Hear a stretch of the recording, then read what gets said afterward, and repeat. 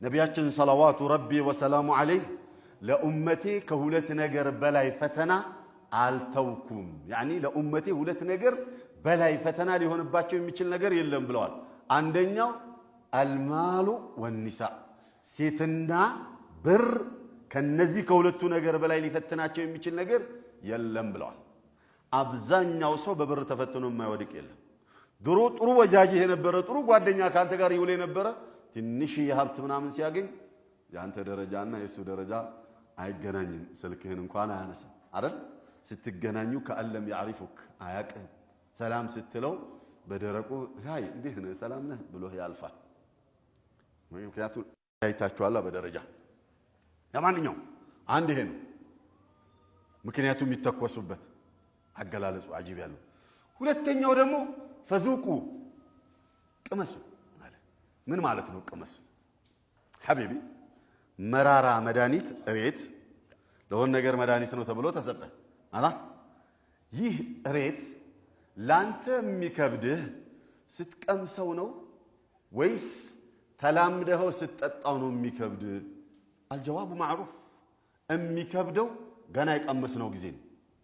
ከተላመድነው በኋላ በቃ ተላምደነዋል አይ ለዚህ ነገር ዝግጁ ስለሚሆን ይሄንን ደግሞ እንድንላመድ የሚያደርጉ ሆርሞኖች ስለሚመረቱ እንላመደውና መራራነቱ ይቀንሳል አይደል የተወሰነ ደረጃ ይቀንሳል እሺ እንተበ ገና ስቀምሰውሳ ድንግጥ ያርጋል አይደል እሺ ሻይ በጣም ትኩስ የሆነ ሻይ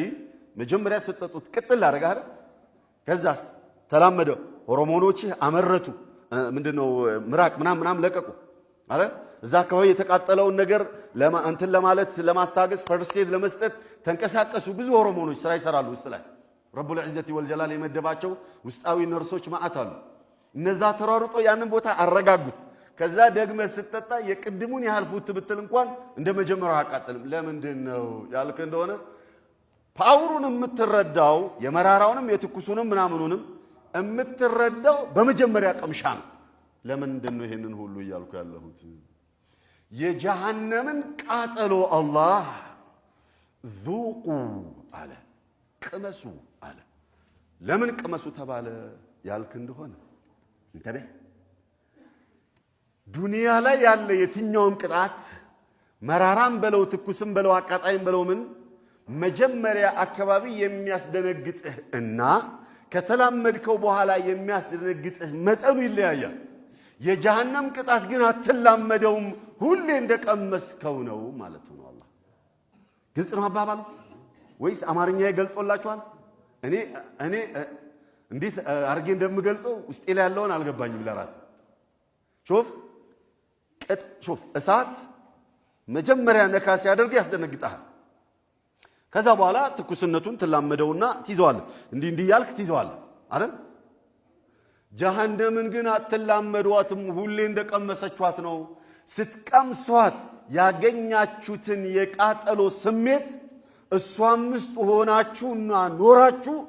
ذوقوا ነው የምትባሉት ቀምሻ ነው ሁሌ ያ ነገር ሁሌ ፓወሩ እንደዛው ነው ለምን አንላመዳትም አካላችንም አይላመድም እሷም ደግሞ አትቀዘቅዝም كلما نضجت جلودهم بدلناهم جلودا غيرها ليذوقوا العذاب جهنميቷ ቆዳቸው ተቃጥሎ ሲያልቅ የሴንሲቲቭ ፓርት ብለን የምንለው ማለት ይሄ ላዩ ፓርት አይደል ሴንሲቲቭ ይሄ ላይኛው ፓርት ካሌለኮ ሴንስ አናደርግም ማለት ስሜት የለን ቆዳው ቢነሳ ህመምን እንደሰማን ለብሬናችን መልእክት የሚያስተላልፈው ቆዳችን የላይኛው ፓርት ነው ወደ 3 ነው ምናምን ቆዳ ፓርት አለ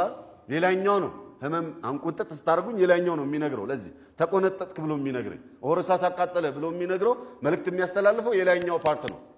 የውስጦቹ ስሜት የላቸው ስለዚህ ቆዳ አለቀ ማለት ከዛ በኋላ ያለው ቃጠሎ አይሰማው እኔ ሰውነቴ ላይ ፕላስቲክ ሰርጀሪ የሚባለው ስላለ አውቀዋለሁኝ ኖርማል ቆዳዬን ስነካና ሰርጀሪ ያለበትን ቦታ ስነካ